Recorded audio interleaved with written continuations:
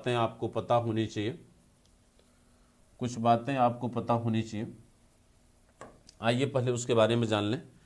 जैसे जब मैं आपको प्राचीन इतिहास बच्चों शुरू किया था, एंशिएंट हिस्ट्री जब शुरू किया था, तो वहाँ पर हमने बहुत सारी बेसिक बातें आपको बताई थी कि इतिहास किसे कहते हैं, ठीक, इतिहास की उत्पत्ति कैसे होती है, ठीक, और इतिहास का विभाजन कैसे हुआ, इतिहास का नामकरण कैसे हुआ, ठीक, इतिहास एक विषय के रूप में कैसे शामिल हुआ हमारी शिक्षा पद्धति में, ठीक। ये सारी चीज़ें हमने बच्चों चर्चा किया था और ये भी बताया था इतिहास क्या होता है, उसकी क्या विशेषताएं हैं, इतिहास लेखन की विशेषताएं क्या हैं। यानी बहुत सारी बेसिक बातें जो इतिहास के बारे में आपको जानना चाहिए, ये बहुत सारी बातें बच्चों हो चुकी थी, ठीक है। आज हम शुरू करेंगे मॉडर्न हिस्ट्री से, आधुनिक भारत से। तो आधुनिक भारत की शुरुआत होती कहाँ से है, इस बात को लेकर बड़ा विद्यार्थियों में बच्चों संदेह रहता है। कोई कहता है 1757 से शुरू होता है, कोई कहता है 1707 से औरंगजेब की मृत्यु से शुरू होता है। तो क्या वास्तव में आधुनिक भारत वहीं से शुरू होता है? आधुनिक भारत कहाँ से शुरू होता है, इस बात को जानने के लिए सबसे पहले बात तो ये हमें जानना है कि क्या मध्यकाल और आधुनिक काल में कोई एक दीवार है जिसको आप लांघ के इस पार और उस पार एक रात में चले जाएंगे?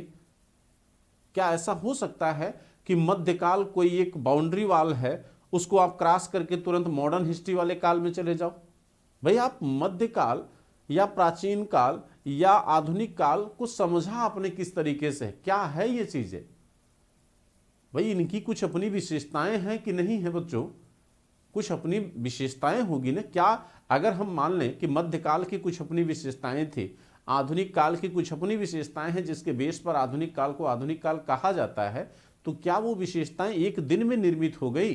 क्या मध्यकाल की सारी विशेषताएं एक दिन में समाप्त हो गई कि वहां से मॉडर्न हिस्ट्री की शुरुआत हो गई, प्लासी युद्ध से शुरू हो गया आधुनिक भारत? तो देखिए बच्चों, सबसे पहली बात तो जब भी हम आपसे बात करते हैं तो आपको पहली बात तो हम ये बताते हैं कि भाई आप इतिहास किसका पढ़ते हैं? मानव समाज का पढ़ते हैं। किसका पढ़ते हैं बच्चों? मानव समाज का पढ़ते हैं। अगर हम मानव समाज का इतिहास पढ़ते हैं तो हम मानो किसी एक ही नरमादा की संतान है, किसी एक ही मेल फीमेल की क्या है, संतान है। हम एक ही बीज की क्या है, पत्तियां हैं। तो हमें काटा कैसे जाता है, हमें कैसे अलग किया जा सकता है? हम मानव समाज का इतिहास अगर पढ़ रहे हैं तो इतिहास की शुरुआत एक निश्चित ओरिजिन से होती होगी, एक बिंदु से होती होगी। हम उसे डिवाइड कैसे कर सकते हैं? हम इतिहास को डिवाइड कर ही नहीं सकते। अगर इतिहास को डिवाइड किया भी गया है तो वो कहीं न कहीं कुछ जेन्युइन कारण से किया गया होगा। अगर इतिहास को बांटा गया है बच्चों तो एक निश्चित कारण से बांटा गया होगा। जैसे जब आप स्टोन एज की शुरुआत पढ़ते हो, पाषाण काल की शुरुआत पढ़ते हो, तो जेम्स टोमासन जो डेनमार्क पुरातत्व संग्रहालय के प्रेसिडेंट थे बच्चों, उन्होंने इतिहास को पहली बार माने पाषाण काल को डिवाइड किया। फिर जॉन लुबाक महोदय आते हैं, उन्होंने भी पाषाण काल को डिवाइड किया। लेकिन वो डिवीजन स्टोन एज का था, वो डिवीजन हिस्ट्री का नहीं था। हिस्ट्री का डिवीजन बच्चों किसके द्वारा हुआ? पहली बात तो इतिहास को डिवाइड किया नहीं जा सकता, लेकिन अगर किया गया तो किसके द्वारा किया गया? किया गया बच्चों किसके द्वारा? जेम्स मिल के द्वारा। किसके द्वारा किया गया? जेम्स मिल के द्वारा। अपनी किस पुस्तक में किया गया बच्चों? हिस्ट्री ऑफ ब्रिटिश इंडिया में किया गया। हिस्ट्री ऑफ ब्रिटिश इंडिया में किया गया। हिस्ट्री ऑफ ब्रिटिश इंडिया में किया गया। अब आपको यह पता है कि जेम्स मिल बच्चों क्या है? एक साम्राज्यवादी इतिहासकार है। साम्राज्यवादी इतिहासकार है ये साम्राज्यवादी इतिहासकार है, ठीक, जो अपनी लेखन कला के माध्यम से हमेशा साम्राज्यवादी संकल्पनाओं को सही साबित करने का प्रयास करेगा। और साम्राज्यवाद का नेतृत्व कर कौन रहा बच्चों? यूरोप महाद्वीप कर रहा है। और जितने भी साम्राज्यवादी लेखक हैं वो कहाँ से हैं? यूरोप से हैं। तो सीधी सी बात है, यूरोप की हर कमी हर गलती को छिपाने का प्रयास करेंगे अपनी लेखन कला के माध्यम से। तो जेम्स मिल ने सबसे पहली बार हिस्ट्री ऑफ ब्रिटिश इंडिया में इतिहास को 3 भागों में इसने क्या किया? डिवाइड किया। पहला नाम इसने दिया बच्चों हिंदू काल। पहला नाम इसने हिंदू काल दिया। दूसरा नाम इसने क्या दिया? मध्यकाल। और तीसरा नाम इसने दिया बच्चों आधुनिक काल। तीसरा नाम इसने क्या दिया? आधुनिक काल। अब अगर हम बच्चों नाम से गौर करें, पहला तो हमने ये कहा कि बच्चों इतिहास को डिवाइड किया ही नहीं जा सकता, इतिहास को डिवाइड किया ही नहीं जा सकता। बच्चों एकदम गौर से देखिएगा और मुझे उम्मीद है आपके इतिहास का पूरा कॉन्सेप्ट क्लियर कर दूंगा। हाँ, हर बच्चे से ये उम्मीद मुझे जरूर होगी कि वो पूरे क्लास को बहुत ही एकाग्रता से देखने की कोशिश करेगा। जरा सा भी आप अपने कंसंट्रेशन को अगर लूज करोगे बच्चों, तो मुझे जहाँ तक उम्मीद है आप अपने कॉन्सेप्ट को भूल जाओगे। ठीक है, इसलिए कहीं ना कहीं आप जरूर कंसंट्रेशन अपना लूज मत करिएगा। ठीक है, बाकी आप वार्तालाप, बातें आपस में जितने भी लोग हैं सब लोग बातें बाद में कर लीजिएगा। ठीक है, तो सभी लोग एक बार बच्चों लाइव हो जाइए, फिर मैं क्लास को स्टार्ट करता हूं, क्योंकि स्टार्टिंग से अगर नहीं समझाएंगे तो फिर आपको चीज़ें समझ में नहीं आएंगी। ठीक है,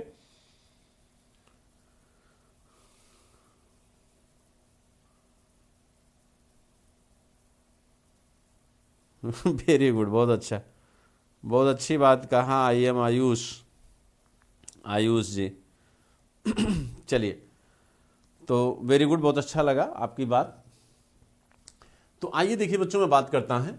तो मैंने कहा कि भाई जेम्स मिल ने फर्स्ट टाइम, सबसे पहली बार हिस्ट्री ऑफ ब्रिटिश इंडिया के नामक पुस्तक में उसने 3 भागों में भारतीय इतिहास को, किस इतिहास को, इंडियन हिस्ट्री को, भारतीय इतिहास को बच्चों उसने 3 भागों में क्या किया, डिवाइड किया। ठीक है, लेकिन अगर आप गौर करिए बच्चों, तो बाद में आप इसी को आगे चलकर आपने क्या नाम दिया, प्राचीन काल नाम दिया, प्राचीन काल आपने नाम दिया। इसी को आगे चलकर आपने बच्चों, सॉरी, उसने इस्लामिक काल कहा था, माफ करिएगा, उसने बच्चों इसे इस्लामिक काल कहा था, उसने इसे क्या कहा था, इस्लामिक काल। ठीक, इसको हम बाद में क्या बोले, मध्यकाल इसको कहा गया, मध्यकालीन इतिहास आप कहते हैं, और इसे हम आधुनिक काल कहते हैं। ठीक, और जहां तक बात डिवीजन की आती है बच्चों, तो जब आप डिवाइड करते हो तो आप इसे प्रारंभ यानी पाषाण काल से लेकर आप इसे मानते हो बच्चों 750 ईस्वी तक, और इसे मानते हो आप 750 ईस्वी से लेकर 1757, यानी कोई 1707 कहता है, और इसे आप 1757 से अब तक। ठीक है, लेकिन मेरा प्रश्न यहां पर यह है, थोड़ा सा बहुत ध्यान से समझिएगा बच्चों। हमने कहा जेम्स मिल एक साम्राज्यवादी इतिहासकार है, और जब भी वो अपनी लेखन कला को आगे बढ़ाएगा तो वो हमेशा इस बात को ध्यान में रखेगा कि वो इंग्लैंड के द्वारा जिस साम्राज्यवाद का नेतृत्व किया जा रहा है, उस साम्राज्यवाद को हमेशा वो अपनी लेखन शैली के माध्यम से सही साबित करने की कोशिश करेगा।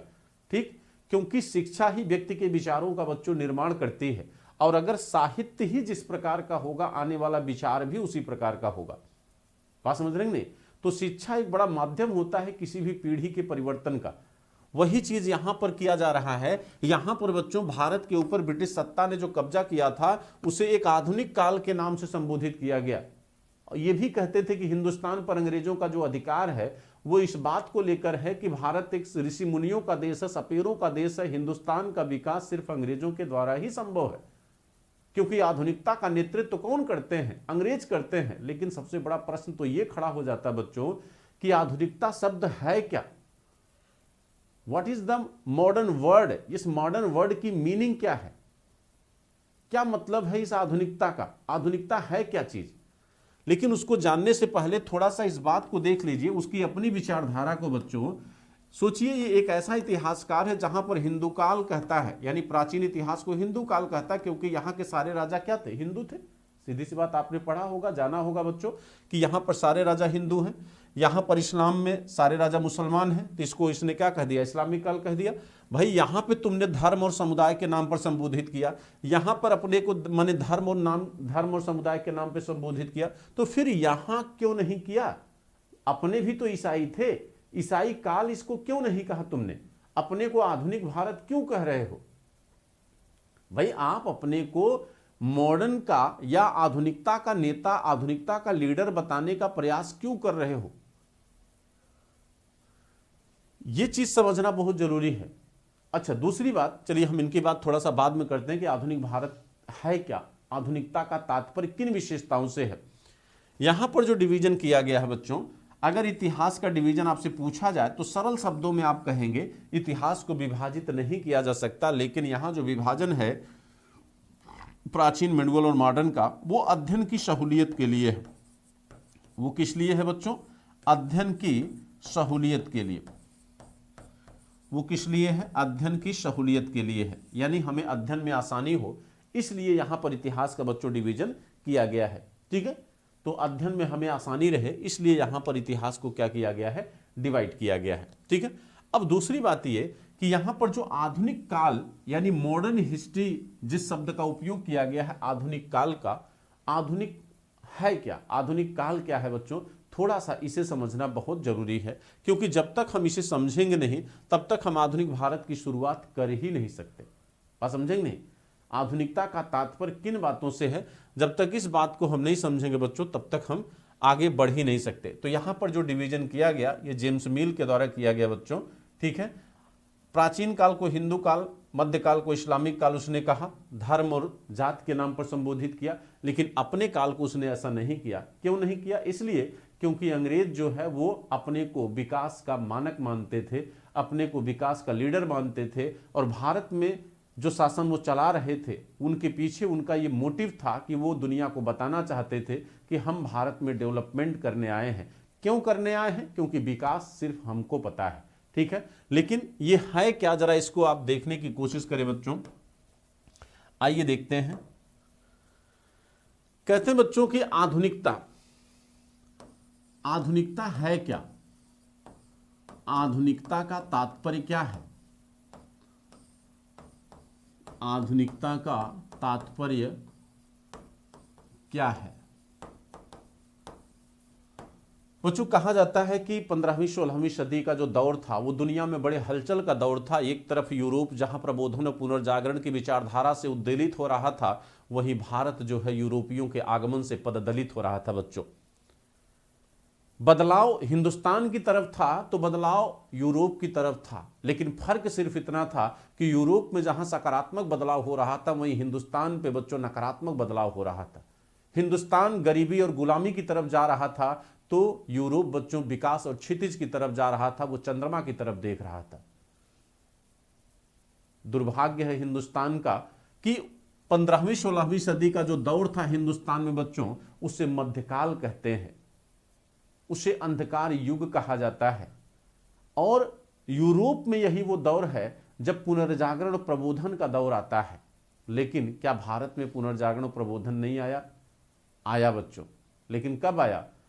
18वीं सदी में आया, यूरोप से थोड़ा देर आया। तो मेरा पहला प्रश्न यह था कि जैसे जब आपसे पूछा जाता है कि आधुनिक भारत की शुरुआत होती कहां से है, तो आधुनिक भारत की शुरुआत कुछ लोग कहते हैं औरंगजेब की मृत्यु से होती है, 3 मार्च 1707 से होती है। कुछ बच्चे कहते हैं नहीं, प्लासी के युद्ध से होती है, 1757 से होती है। और इसके पीछे जो लोग कहते हैं उनके कहने का तर्क ये होता है क्योंकि वहां से भारत में एक नई सभ्यता और संस्कृति का समावेश होता है 1757 के प्लासी युद्ध से, इसलिए आधुनिक भारत की शुरुआत वहां से होती है। लेकिन बच्चों मेरा यह मानना है कि क्या आधुनिक भारत और मध्यकाल क्या एक दीवार है कि तोड़ के हटा दिए और यहां से आधुनिक भारत शुरू हो गया? क्या वो कोई बाउंड्री वॉल है कि आपने क्रॉस कर गया और मॉडर्न हिस्ट्री आ गया? मेरी बात समझ रहे हैं नहीं आप लोग? तो मुझे जानना यह जरूरी है कि क्या आधुनिकता कोई एक बाउंड्री वॉल तो है नहीं, कोई एक पैरामीटर तो है नहीं कि नहीं यहां से हम आगे बढ़ेंगे तो आधुनिक है, यहां से हम पीछे आएंगे तो मध्यकाल है। बच्चों यहां पर समझना यह जरूरी है कि आखिर आधुनिक काल की विशेषताएं क्या है। जब हम ये जान जाएंगे कि आधुनिक काल की विशेषताएं ये चीजें हैं, तब हम कहेंगे, जब वो विशेषताएं हमको जिस समाज में दिखेंगी, जिस देश में वो विशेषताएं दिखेंगी, हम उस देश को कहेंगे कि यह आधुनिक देश है, ये मॉडर्न कंट्री है। और जिस देश में वो विशेषताएं नहीं दिखेंगी, हम उसको कहेंगे ये कहीं न कहीं बच्चों रूढ़िवादी देश है या मध्यकालीन विशेषताओं से प्रभावित देश है। तो सबसे पहले जानना यह जरूरी है कि वास्तव में आधुनिक भारत की या आधुनिकता की विशेषताएं होती क्या है। आधुनिकता जैसी कोई वस्तु यह है या कोई विचारधारा है या कुछ विशेषताएं हैं जिसके आधार पर हम उसे आधुनिकता कहते हैं। तो यहां पर देखिए सबसे पहली चीज बच्चों, आधुनिकता का तात्पर्य किन बातों से है? आधुनिकता का तात्पर्य बच्चों निम्न बातों से है। पहला बात, आधुनिकता की पहली विशेषता है बच्चों सामंतवाद की समाप्ति, फ्यूडलिज्म की समाप्ति, सामंतवाद की समाप्ति। पूरा मध्यकाल बच्चों आप जानते हैं कि हिंदुस्तान पूर्व मध्यकाल के बाद यानी गुप्त वंश से लेकर बच्चों पूरे इस्लामिक काल में भी सामंतवाद जागीरदारी व्यवस्था से क्या रहा, प्रभावित रहा। और सामंतवाद को बच्चों मध्यकाल की विशेषता माना जाता है। और सामंतवाद जब समाप्त होता है, जब वाणिज्यवाद का दौर आता है, जब पूंजीवाद का दौर आता है, तो वो आधुनिकता का परिचायक है।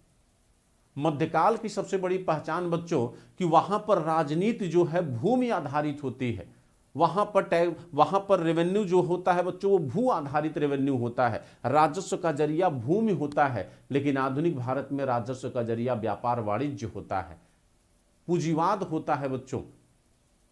तो पहली विशेषता है कि सामंतवाद की समाप्ति एवं वाणिज्यवाद का उदय।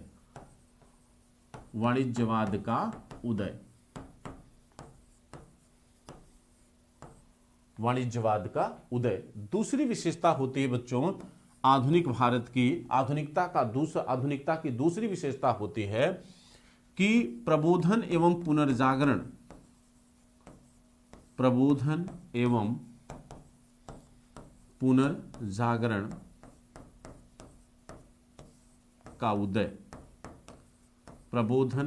पुनर्जागरण का उदय। अब आप देखिए बच्चों, कहा जाता है कि विश्व में बच्चों 15वीं 16वीं सदी में पुनर्जागरण प्रबोधन का उदय हुआ, तो माना गया कि आधुनिकता का विकास जो है सबसे पहले यूरोप में हुआ, क्योंकि पुनर्जागरण प्रबोधन दुनिया में सबसे पहले कहां आया, यूरोप में आया। और भारत में पुनर्जागरण प्रबोधन बच्चों 18वीं सदी में आता है। इसीलिए कहा जाता है कि भारत में आधुनिक भारत का प्रारंभ जो है 18वीं सदी से होता है। लेकिन कुछ बच्चे ये मान लेते हैं कि 1757 की वुड्स डेडलाइन से होता है। तो यहाँ पर आप डेडलाइन नहीं तय कर सकते बच्चों। जब भारत में ये विशेषताएं दिखने लगती हैं तो हम कहेंगे आधुनिकता का समावेश, आधुनिकता का प्रवेश हिंदुस्तान में भी होना शुरू हो गया है। और आपको पता होगा बच्चों कि 17वीं सदी के अंत और 18वीं सदी, माफ करिएगा 19वीं सदी के प्रारंभ में भारत में भी आधुनिकता का समावेश दिखाई देना शुरू हो जाता है। और आप देखेंगे कि 17वीं सदी के लास्ट में यानी दशक के अंत 18वीं सदी के अंत और 19वीं सदी के प्रारंभिक चरण में ही भारत में भी सामाजिक धार्मिक सुधार आंदोलन, पुनर्जागरण और प्रबोधन की प्रवृत्तियां दिखना शुरू हो जाती हैं। तो वहां से हम ये मानते हैं कि भारत में आधुनिकता का समावेश होना शुरू हो गया है। ठीक है, तो क्योंकि यहां पर हम एक डेडलाइन में बांट नहीं सकते बच्चों, मेरी बात आप लोग समझ रहे हैं नहीं बच्चों, मेरी बात आपके समझ में आ रही है?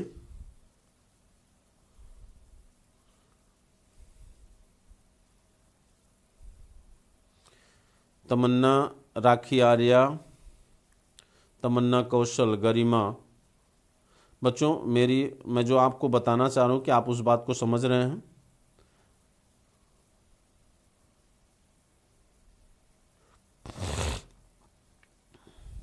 आपको क्लियर हो रहा है? छोटू चौहान, वेलकम है आप सभी का बच्चों, वेलकम है आप सभी का।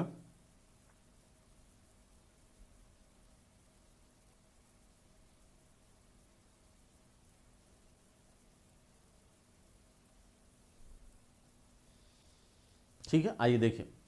तो ये दूसरी विशेषता है। अब तीसरी विशेषता देखिए बच्चों, कहते हैं कि तीसरी विशेषता के तौर पर आप कह सकते हैं कि तार्किकता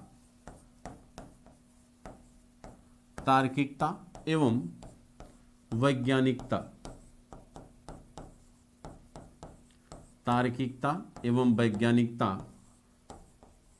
का विकास। तार्किकता एवं वैज्ञानिकता का विकास। बच्चों आधुनिक काल में तार्किकता और वैज्ञानिक विचारधारा को बेहद महत्व दिया गया। लोगों ने लॉजिकल सोचना शुरू किया, तर्क करना शुरू किया। अब वो किसी भी तथ्य और किसी भी बात को एज इट इज स्वीकार नहीं करते थे। ठीक है, जैसे आप मध्यकाल जब देखेंगे बच्चों, तो मध्यकाल में धर्म और मनुष्य जो है मूल केंद्र में था। लेकिन आधुनिक काल में कहीं न कहीं बच्चों तर्क और वैज्ञानिक विचारधारा मूल केंद्र में थी। विकास की संकल्पना मूल केंद्र में आपको दिखाई देगी। ये वो विशेषताएं हैं बच्चों जहां पर आपको आधुनिकता के पर्याय दिखेंगे। यानी इन विशेषताओं को जहां पर भी आप देखेंगे, आप कह सकते हैं कि वहां आधुनिकता का समावेश होना शुरू हो गया है। ठीक है, तो आप इसे आसानी से मान सकते हैं बच्चों, यानी वाणिज्यवाद, वाणिज्यवाद एवं भौतिक संस्कृति का विकास।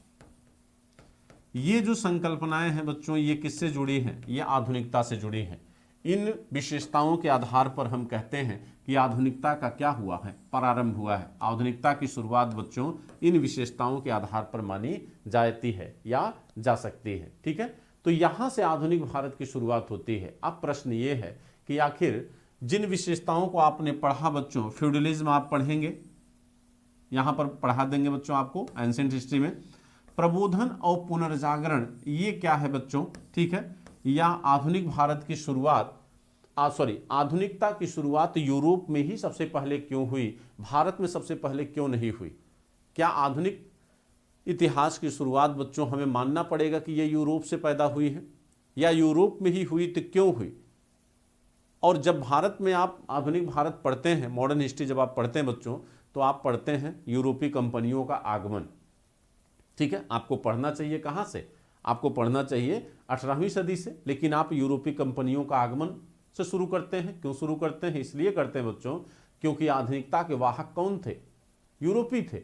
और यूरोपियों का प्रवेश हिंदुस्तान में जहां से होता है, हमें समझने के लिए वहीं से इतिहास को शुरू भी करना पड़ेगा। तो हमारी जो शुरुआत होगी बच्चों वहीं से होगी, लेकिन उसके पहले हम कुछ चीजें आपको कंफर्म करना चाहते हैं, आपको बताना चाहते हैं कि कैसे बदलाव का दौर शुरू हुआ, आखिर यूरोपीय कंपनियों का आगमन कैसे हुआ, यूरोप में आधुनिकता का विकास कैसे हुआ, कैसे वहां पर प्रबोधन और पुनर्जागरण की विचारधारा का जन्म हुआ। इस बात को समझना बच्चों बेहद जरूरी है। आइए देखते हैं, थोड़ा सा चर्चा करते हैं इस पे।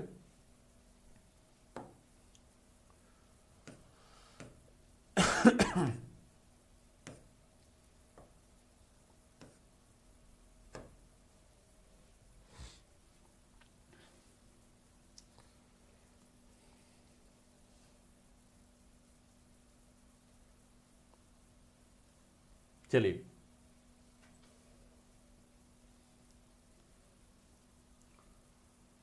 बच्चों देखिए,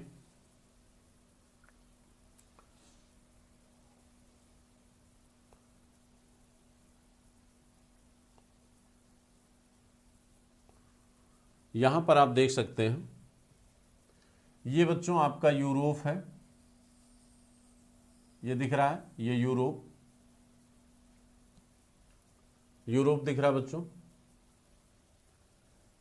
कहते हैं कि पहले यहां इसको बच्चों, ये क्या था? पूरा ईसाई समाज था, रोम साम्राज्य हुआ करता था। ठीक है, पहले यहां पर बच्चों क्या था? रोमन साम्राज्य हुआ करता था। हम 5वीं सदी की बात कर रहे हैं बच्चों, बहुत प्राचीन काल में, थोड़ा सा बहुत पीछे जाइए। तो यूरोप पहले रोमन साम्राज्य हुआ करता था बच्चों। ठीक है, या इसको और भी थोड़ा सा इस तरह से देखते हैं, यहां पे मैप थोड़ा सा,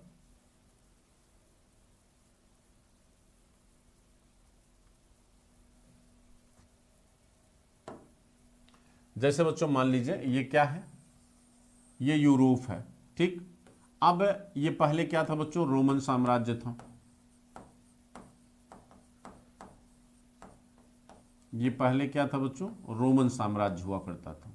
ठीक है, रोमन साम्राज्य ऐसे यूरोप दो भागों में बटा था बच्चों। इसे पश्चिमी रोम कहा जाता था और इसे पूर्वी रोम कहा जाता था। इसे बच्चों क्या कहते थे? पूर्वी रोम कहा जाता था। ठीक है, हमारे टॉपिक की शुरुआत आधुनिक भारत की कहां से होती बच्चों? हम शुरू करेंगे आपको पढ़ाना कहां से? आपको हम यूरोपीय कंपनियों के आगमन से शुरू करेंगे। लेकिन वास्तव में यूरोपीय कंपनियों का भारत में आगमन हुआ क्यों, ठीक है, और किस तरह से यूरोप में एक बदलाव का दौर चला, उसको थोड़ा सा समझना बहुत जरूरी है। ठीक है, आइए देखते हैं। कहते हैं कि ये पश्चिमी रोम था बच्चों और ये पूर्वी रोम था। इसकी राजधानी बच्चों क्या थी? कुस्तुनतुनिया।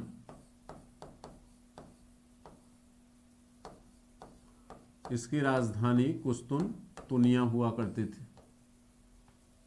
इसकी राजधानी बच्चों क्या थी? कुस्तुनतुनिया। इसे वेजेंटाइन साम्राज्य भी कहते थे। इसे बच्चों वेजेंटाइन साम्राज्य भी कहा जाता था, वेजेंटाइन साम्राज्य भी कहते थे। इसकी राजधानी हुआ करती थी कुस्तुनतुनिया, और ये पूरा का पूरा एकमात्र धर्म ईसाई धर्म से बच्चों क्या था, प्रभावित था। ईसाई धर्म का यहाँ पर क्या था, प्रभाव था। ठीक, 477 ईस्वी में बच्चों इस भूभाग पर जो है जर्मन लोगों ने हमला किया था, और काफ़ी इसको बच्चों क्या किया था, पश्चिमी रोम को काफ़ी क्षति पहुंचाई थी। ठीक, और माना जाता था कि जो पूर्वी रोम है बच्चों, ये कहीं न कहीं थोड़ा सा ज़्यादा जो है प्रगतिशील विचारधारा का था, और इसका मात्र एक कारण ये था कि ये इधर एशिया महाद्वीप था आपका, इधर बच्चों क्या है, एशिया महाद्वीप है, और यहाँ पर 622 ईसा पूर्व में इस्लाम का बच्चों उदय हो चुका था, और इस्लाम एक समता मूलक धर्म था। ठीक है, इस्लाम में अभी उतनी विषमता या उतनी कमियां बच्चों अभी नहीं आ पाई थी, और इस्लाम का एक ही धार्मिक ग्रंथ कुरान था, एक ही धार्मिक उसका केंद्र था मक्का और मदीना, एक ही धर्मगुरु पैगंबर और खलीफा। ठीक है, तो बहुत सारी ऐसी बातें थी जो इस्लाम में बच्चों समानता और एकता को स्थापित करती थी। ठीक है, और इस्लाम में अभी रूढ़िवाद उतने चरम पर नहीं था, जबकि यहाँ के ईसाइयत में बच्चों रूढ़िवाद जो है काफ़ी प्रभावशाली हो चुका था। यानी सबसे बड़ी बात तो बाइबिल जो है केवल बच्चों पोप के अधीन होती थी, यानी उसका ज्ञान जो है पोप को ही प्राप्त होता था केवल। ठीक, क्योंकि अभी वो सामान्य भाषा में अनुवादित नहीं थी। उसी तरह जैसे हिंदुस्तान में वेद मूलतः संस्कृत में थे, और वेदों का ज्ञान केवल ब्राह्मण समुदाय के पास होता था, आम जनता का उससे कोई संबंध और कोई वो नहीं था बच्चों। वही चीज वहां पर भी थी। ठीक, तो कहते हैं इस समय पूरा का पूरा जो ये रोम था, पूरा का पूरा बच्चों यूरोप जो है कहीं न कहीं ईसाई धर्म से क्या था, प्रभावित था। और धर्म जहां पर प्रभावी होता है बच्चों, तार्किकता और बौद्धिकता दोनों वहां पर बेहद कमजोर होती हैं, दोनों वहां पर क्या होती हैं, कमजोर होती हैं। अब अगर आप गौर फरमाइए बच्चों, अगर आप गौर करिए तो आपको ये दिख रहा होगा, यहां पर देख सकते हैं बच्चों, यहां पर एक मैप गड़बड़ हो गया है। ठीक है, अगर ये देखिए बच्चों, यहां पर ये मेडिटेरियन सी है, ये आपका मेडिटेरियन सी दिख रहा है। ठीक, ये भूमध्य सागर है, ये आपका रेड सी है, लाल सागर। ठीक, और लाल सागर बच्चों ये आपका इधर से जुड़ा हुआ है। ठीक, और यहां पर ये आपका अरब सागर है। ठीक है, तो भारत में अंग्रेजों का या यूरोपियों का जो आगमन हुआ वो आधुनिक भारत में शुरू होता है, लेकिन ऐसा तो नहीं था कि इसके पहले भारत का यूरोप से कोई संबंध नहीं था। भाई भारत का यूरोप से बच्चों पहले भी संबंध था। ठीक है, अगर आप गौर करिए बच्चों तो कनिष्क के काल में भी भारत और रोमन साम्राज्य के व्यापारिक संबंध बड़े मजबूत थे। अगर आप ध्यान से देखिए तो संगम काल में दक्षिण भारत का व्यापारिक संबंध बच्चों यूरोप से बड़ा मजबूत था। भाई तब भी व्यापार यहां से यहां तक होता था, लेकिन तब तो जो है भौगोलिक खोजें नहीं थी, तब तो जो है मजबूत नौकाएं नहीं थी, दिशा सूचक यंत्र नहीं थे, तब आखिर व्यापार कैसे होता था? व्यापार तो बच्चों तब भी होता था, तब भी व्यापार होता था, लेकिन उस समय का जो मानव है बच्चों वो कहीं न कहीं मानसूनी पवनों का बड़ा उपयोग करता था व्यापार में। और जब दक्षिण पश्चिमी मानसून यानी जब पवनें इधर से इधर चलती थी तो अफ्रीका महाद्वीप के तट से होकर पूरब की तरफ जो है व्यापारी चल देते थे, और जब इधर लौटता हुआ मानसून होता था तो इधर से व्यापारी बच्चों इधर को आते थे। यानी मानसूनी पवनों का उपयोग जो है व्यापार के लिए बड़ा बेहतर तरीके से किया जाता था। लेकिन प्रश्न ये है कि तब दिशा सूचक यंत्र थे नहीं, तो फिर दिशाओं का ज्ञान कैसे करते थे?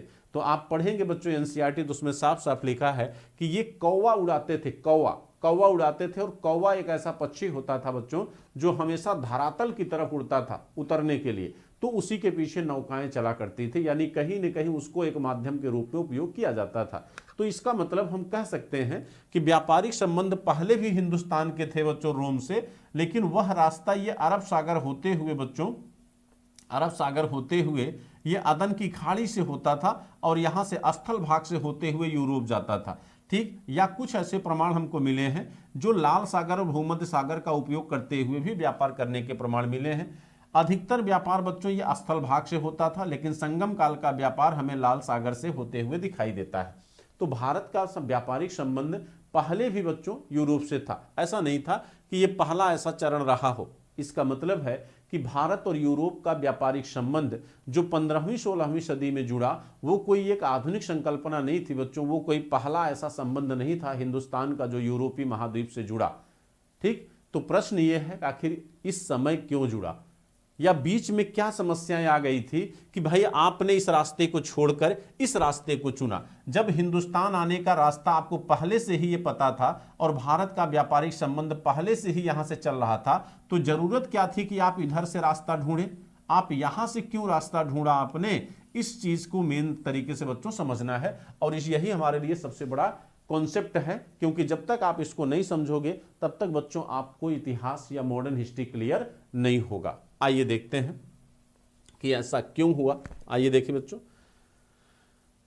कहते हैं बच्चों, ये देखिए,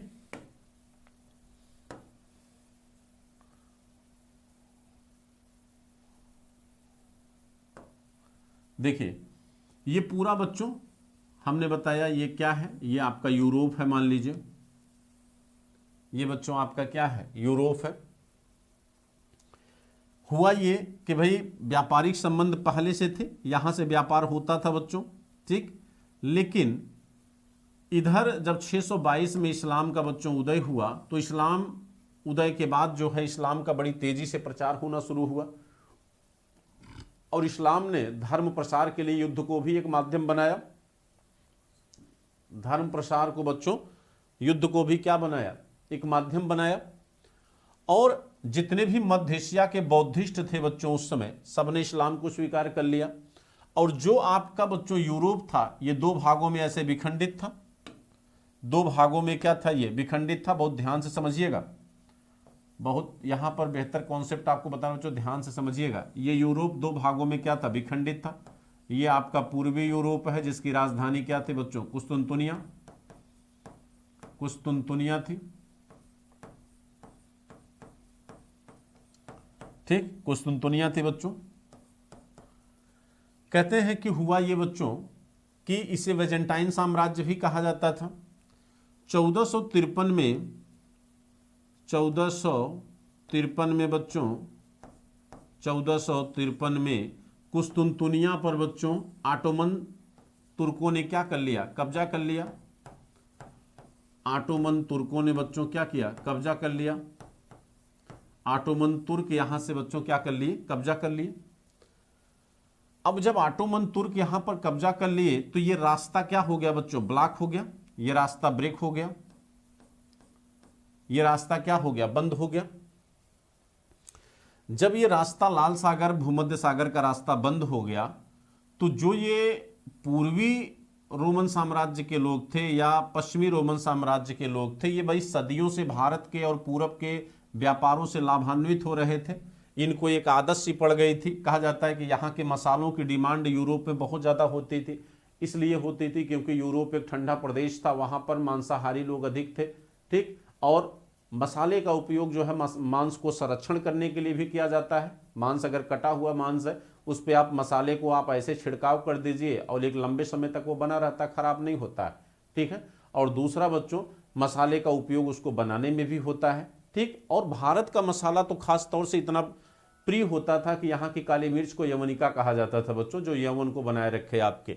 तो मसालों की डिमांड की एक आदत सी बन गई थी और बहुत बड़ा लाभ भी इससे होता था। लाभ के उद्देश्य की अगर हम बात करें बच्चों, तो यहाँ पर मिस्र मीडिएटर की भूमिका निभाता था भारत से होने वाले या पूरब से होने वाले व्यापार में। और यहाँ मेडिटेरियन सी में बच्चों इटली मध्यस्थता की भूमिका निभाता था। मध्यस्थ माने इटली भूमध्य सागर में झुका होने के कारण कहीं न कहीं जो है एक व्यापारिक मंडी के रूप में इटली का उपयोग होता था।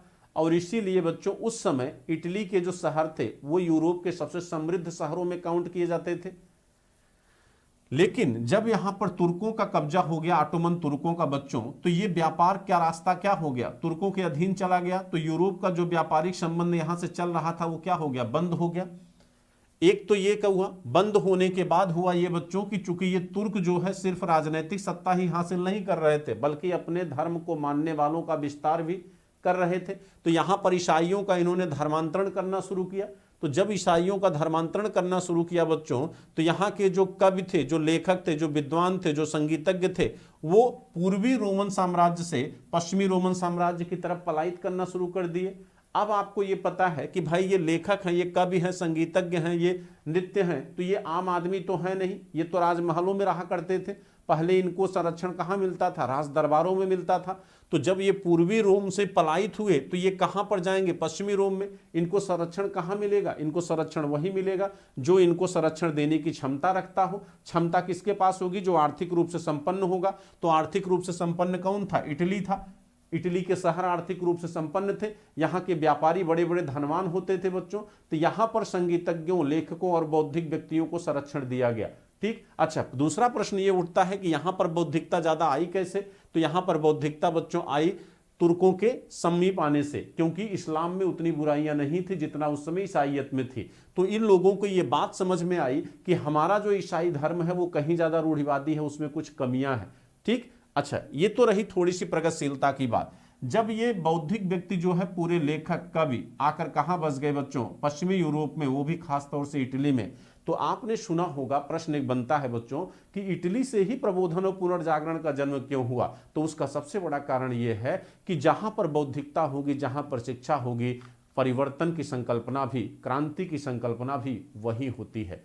तो इटली में चूंकि ज्यादातर कवि, लेखक और बौद्धिक लोग आकर बसे, इसलिए प्रबोधन और पुनर्जागरण की विचारधारा भी बच्चों कहां से फूटती है? इटली से फूटती है। और यहीं से रेनेसा का जन्म होता है, पुनर्जागरण और प्रबोधन का। ठीक है। तो प्रबोधन और पुनर्जागरण क्या है? पुनर्जागरण का मतलब फिर से जागृत होना। किससे जागृत होना? मध्यकाल से उबरना, मध्यकाल से जागृत होना। यानी फिर से बच्चों यूरोप में अपनी 8वीं 9वीं सदी की जो क्लासिकल संस्कृति थी, जो क्लासिकल यूनानी संस्कृति थी, उसको पुनर्स्थापित करने की बात करना। ठीक है। जैसे भारत में 18वीं 19वीं सदी में जब पुनर्जागरण प्रबोधन आएगा तो भारत में भी बहुत सारे ऐसे लोग आएंगे जो कहेंगे वेदों की ओर लौटो, वेदांत की स्थापना होनी चाहिए, उपनिषद की स्थापना होनी चाहिए। क्यों? क्योंकि भारत ये जानता था, उस समय समझ चुका था कि भारत की जो ऋग्वैदिक संस्कृति थी बच्चों, वह पूरी तरह से कहीं न कहीं प्रगतिशील संस्कृति थी। इसलिए भारत में 19वीं सदी में ऋग्वैदिक संस्कृति को स्थापित करने का जोर दिया गया। लेकिन दुर्भाग्य था उन समाज सुधारकों का जिन्होंने कुछ छोटी बातों पर ध्यान नहीं दिया। भाई, उनको यह भी तो कहना चाहिए था कि बीच में जो पूरा मध्यकाल था, क्या उसमें कोई प्रगतिशीलता नहीं थी? क्या उसमें कोई परिवर्तन की संकल्पना नहीं थी? क्या मानववाद के अनुकूल उसमें कोई ऐसी विचारधारा नहीं थी? अगर उस समय के हमारे समाज सुधारक बच्चों मध्यकाल की विशेषताओं को भी अपनाने की बात किए होते तो हिंदुस्तान में सांप्रदायिकता के लिए जगह न होती। तो विभाजन का दौर अगर हिंदुस्तान में हुआ तो उसमें कहीं न कहीं हमारे समाज सुधार का भी छोटा मोटा योगदान तो बच्चों है ही। बात समझेंगे नहीं?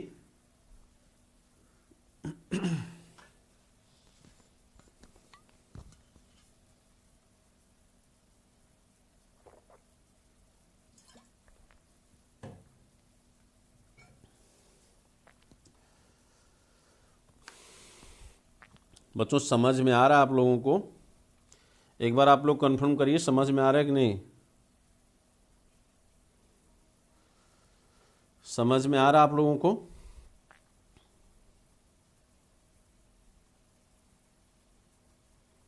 राखी, आर्या, आयुष,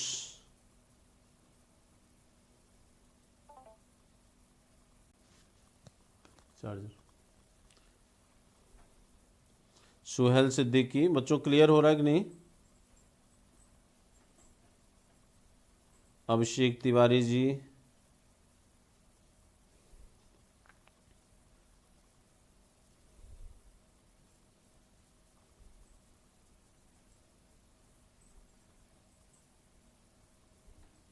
भाई दयानंद सरस्वती को बच्चों भारत का मार्टिन लूथर कहते हो ना? तो मार्टिन लूथर कौन था अभी बताता हूं आपको। कौन था मार्टिन लूथर बच्चों? खूब भालो सर, शिवशंकर गुप्ता। चलिए, नींद तो नहीं आ रही ना? नींद तो नहीं आ रही ना किसी को?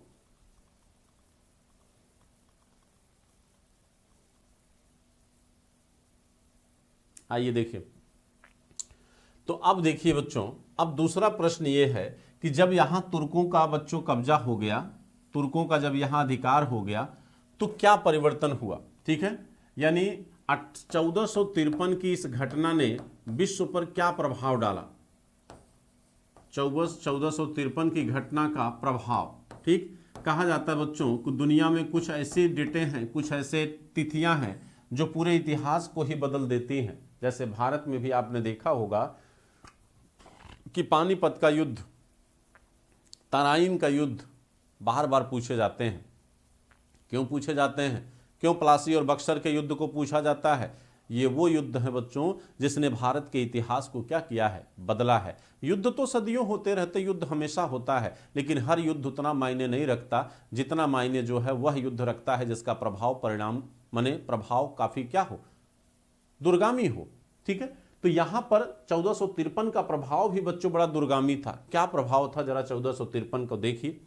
कहा जाता है कि अगर 1453 में यहां पर वेजेंटाइन साम्राज्य पर कब्जा अगर ऑटोमन तुर्कों ने न किया होता बच्चों, तो क्या भौगोलिक खोजों का जन्म होता, क्या भौगोलिक खोजों का जन्म होता? कहते हैं इस घटना ने एक नए परिणाम को जन्म दिया, भौगोलिक खोज को। इसने मजबूर किया यूरोप को कि कोई नया रास्ता ढूंढ लो बच्चों। इसने कहा कि ऐसा है, कोई नया रास्ता ढूंढ लो, इधर से नहीं जाने देंगे। तो मजबूर होकर यह यूरोप, ये देखो ये है स्पेन और ये है बच्चों आपका पुर्तगाल, इसने नया रास्ता ढूंढा और ये रास्ता इनको ढूंढना पड़ा, अब इधर से इनको जाना पड़ा। तो एक नए दौर की शुरुआत हुई, जिसे क्या कहते हैं, भौगोलिक खोज। अब प्रश्न ये है बच्चों कि आखिर भौगोलिक खोज संभव कैसे हुई, इसका कारण क्या था? क्या एकमात्र कारण 1453 में तुर्कों का कब्जा हो जाना था? नहीं, ये भौगोलिक खोज का एकमात्र कारण है। अगर हम कहें कि भौगोलिक खोज का कारण क्या है, इसका क्या कारण है बच्चों, भौगोलिक खोजों का जन्म क्यों हुआ, तो इसमें आप एक कारण बताओगे कि 1453 में तुर्कों का कब्जा होना, यानी आप कहोगे कि 1453 में चूंकि तुर्कों ने यहां पर कब्जा कर लिया तो इसलिए भौगोलिक खोज का होना बच्चों क्या था, अनिवार्य था, एकमात्र कारण है। लेकिन सच्चाई यह है कि भौगोलिक खोजों का जन्म होना एकमात्र कारण नहीं है। इसके अतिरिक्त बच्चों कहा जाता है कि राजाओं एवं व्यापारियों का समर्थन, राजाओं और व्यापारियों का समर्थन। अगर बताइए, आप पूछिए कि भाई पुर्तगाल का राजा दौम मैनुअल या पुर्तगाल का राजा दौम हेनरी अगर नए जलमार्गों की खोज को बच्चों संभव न बनाया होता या प्रमोट न किया होता तो क्या वास्को डी गामा हिंदुस्तान पहुंच पाता? अगर उसके लिए राजा दौम मैनुअल 4 जहाजी बेड़े तैयार न करता, 100 गैब्रियल जहाज का बड़े स्तर पर निर्माण न करता, तो क्या जो है वास्को डी गामा हिंदुस्तान की खोज कर पाता? नहीं कर पाता बच्चों। तो शासकों और व्यापारियों का सहयोग ये बहुत बच्चों क्या था, जरूरी था नए जलमार्गों की खोज में। तो शासकों और राजाओं का समर्थन भी नए जलमार्गों की खोज के लिए बच्चों क्या था, जरूरी था। अच्छा, इसके अतिरिक्त सब कुछ समर्थन होने के बावजूद भी अगर इंस्ट्रूमेंट के आविष्कार न हुए होते, जो नए आविष्कार हुए बच्चों, नए आविष्कार में जैसे दिशा सूचक यंत्र, अगर ये नए आविष्कार न हुए होते तब भी नए जलमार्गों की खोज होना संभव नहीं था। तो ये भी एक कारण था नए जलमार्गों की खोज का, ठीक है। और इसके साथ साथ नए जलमार्गों की खोज का उद्देश्य सिर्फ व्यापार को लाभान्वित करना नहीं था, नए व्यापारिक रास्तों की खोज करना नहीं था, बल्कि ईसाईयत का प्रचार करना भी था। ईसाई धर्म का प्रचार करना भी बच्चों इनका एक मकसद था, ठीक है, कि दुनिया में ईसाई धर्म को क्या किया जाए, विस्तारित किया जाए। और इसका सबसे बड़ा प्रमाण बच्चों अल्बुकर्क है, जो पुर्तगाली वायसराय था। जब हिंदुस्तान वह आया तो उसने कहा कि भारतीय महिलाओं से पुर्तगालियों को ज़्यादातर विवाह करना चाहिए, क्योंकि वो जानता था कि हिंदुस्तान का जो समाज है वो पितृसत्तात्मक है, और पितृसत्तात्मक समाज में उत्पन्न संतान बच्चों किसके नाम से जानी जाती है, पिता के नाम से जानी जाती है। तो पुर्तगाली पुरुष से अगर भारतीय महिला संतान उत्पन्न करती तो उत्पन्न संतान पुर्तगाली होती, और आने वाला हिंदुस्तान का समाज पुर्तगालियों से क्या होता, बहुमत में होता बच्चों, पुर्तगाली यहाँ पर अधिक होते। लेकिन दुर्भाग्य था अल्बुकर्क का, वो समझ नहीं पाया कि जो हिंदू समाज इतना रूढ़िवादी है कि वो अपने वर्ण व्यवस्था में अंतर्वर्ण विवाहों को अनुमति नहीं देता, तो वह क्या पुर्तगालियों से विवाह की अनुमति देता? इससे भारतीय समाज का समर्थन पुर्तगालियों को बच्चों मिल नहीं पाया, ठीक है। तो ये 4 कारण हैं जो आपकी भौगोलिक खोजों के कारण हैं। ये 4 कारण बच्चों हमने किसको बताया? भौगोलिक खोज का बताया। लेकिन अभी इस पे बात हो रही थी, इसकी जरा हम बात कर रहे थे बच्चों कि आखिर इस घटना ने, इसको जरा गौर करिए, हमने अभी 1453 की घटना, 1453 की घटना का प्रभाव, ये बात हो रही थी 1453 की घटना का प्रभाव। अभी मैंने हम केवल एक कारण बताया, इसका एक प्रभाव ये हुआ कि नए भौगोलिक खोजों का क्या हुआ? जन्म हुआ। इसका दूसरा प्रभाव ये था बच्चों कि पुनर्जागरण का जन्म हुआ। 1453 की घटना के बाद पुनर्जागरण का बच्चों क्या होता है? जन्म होता। क्यों? देखिए 1453 में अगर यहां पर कब्जा न हुआ होता तो पूर्वी यूरोप के लेखक, कवि, बौद्धिक व्यक्ति पश्चिमी यूरोप न आए होते और इटली में ये न बसे होते, और इटली में अगर ये बौद्धिक लोग आके न बसे होते तो शायद पूर्ण प्रबोधन और पुनर्जागरण का जन्म भी न हुआ होता। तो प्रबोधन और पुनर्जागरण का जन्म भी कहीं न कहीं बच्चों इस 1453 की घटना से क्या है? जुड़ा हुआ है। तो पुनर्जागरण और प्रबोधन, ध्यान दीजिएगा बच्चों, प्रबोधन, प्रबोधन मतलब बौद्धिकता, ठीक है, यानी किसी भी चीज को लॉजिकली स्वीकार करना, एज इट इज स्वीकार न करना, यानी बुद्धि का उपयोग करना। और बुद्धि का जितना अधिक उपयोग होगा आस्था उतनी कमजोर होती जाएगी और अंधविश्वास के लिए समाज में उतनी जगह नहीं मिल पाएगी। तो पुनर्जागरण और प्रबोधन ने बच्चों, देखिए पुनर्जागरण और प्रबोधन इन दोनों ने मिलकर क्या किया? धार्मिक सुधार आंदोलन को जन्म दिया। जो ईसाइयत इतनी रूढ़िवादी हो चुकी थी बच्चों, वहां पर धार्मिक सुधार आंदोलन का जन्म हो गया, क्योंकि अब समाज में बौद्धिकता आ रही थी तो अंधकार के लिए जगह नहीं था। धार्मिक सुधार आंदोलन शुरू हो गया यूरोप में, और जब धार्मिक सुधार आंदोलन बच्चों शुरू हुआ तो वहां पर 2 तरह की धाराएं दिखेंगी आपको। एक बच्चों कैथोलिक, कैथोलिक वो लोग होते थे जो ईसाई धर्म की परंपराओं में विश्वास रखते थे, और प्रोटेस्टेंट, प्रोटेस्टेंट बच्चों वो लोग होते थे जो ईसाई धर्म की रूढ़िवादी बातों को नहीं मानते थे। जैसे आप लोगों में भी बहुत सारे ऐसे बौद्धिक लोग हैं जो भारत में, भारतीय धर्म में जो रूढ़िवादी मान्यताएं हैं उनमें विश्वास नहीं करते, जैसे बलि देना, ठीक है, ये भी एक रूढ़िवाद है, ठीक। तो प्रोटेस्टेंट वो लोग थे बच्चों जो धर्म के प्रगतिशील स्वरूप को मानते थे, और इसी प्रोटेस्टेंट का नेतृत्व कर रहा था कौन? Martin Luther. कौन कर रहा था बच्चों? मार्टिन लूथर कर रहा था। और भारत में मार्टिन लूथर कहा जाता है किसको? दयानंद सरस्वती को। किसको कहा जाता है? दयानंद सरस्वती को। तो यूरोप में मार्टिन लूथर धर्म की प्रगतिशील विचारधारा का नेतृत्व कर रहा था, यानी ईसाइयत की उस विचारधारा का नेतृत्व कर रहा था जो ईसाई मानव समाज के लिए बच्चों क्या थी? उपयोगी थी। बात समझे नहीं समझे? तो भारत में भी जब दयानंद सरस्वती आए तो उन्होंने भारत के रूढ़िवादी परंपराओं का विरोध किया था, बाल विवाह, पर्दा प्रथा, इन सारी चीजों का बच्चों। तो वहां पर एक नई चीज, ये माने 1453 की घटना ने मात्र केवल बच्चों ऐसी एक मात्र घटना ये नहीं थी कि यहां पर कब्जा हो गया। इस घटना ने बच्चों बहुत सारी चीजों को क्या किया? जन्म दिया, ठीक है। तो बच्चों टाइम तो कितना टाइम हो रहा है? क्लास तो आप लोगों की ओवर हो गई है, लेकिन अभी टॉपिक बच्चों ओवर नहीं हुआ है, ठीक है। और कल इसी के आगे कंटिन्यू करते हैं, ठीक है। कल बच्चों इसी के आगे कंटिन्यू करते हैं। इटली का एकीकरण, जर्मनी का एकीकरण बच्चों वो वर्ल्ड हिस्ट्री का टॉपिक है, ठीक है। इटली राज्य कैसे बना, राज्य राष्ट्र की संकल्पना कैसे पैदा हुई, ठीक है। लेकिन अभी आप बताओ कि इतना आपको समझ में आ रहा है कि नहीं आ रहा है?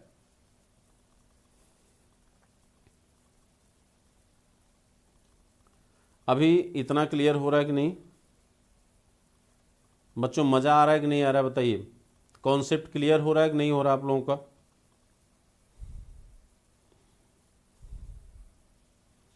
तो ऐसा करते हैं, इसी को कल आगे कंटिन्यू करेंगे बच्चों, चूंकि टाइम ओवर हो गया है और गुड मॉर्निंग हो गया सभी को हमारी तरफ से, ठीक है। और मुझे उम्मीद रहेगी कि कल कम से कम ये संख्या डबल होनी चाहिए। यह आपकी रिस्पॉन्सिबिलिटी होगी बच्चों कि ये संख्या कल डबल रहे।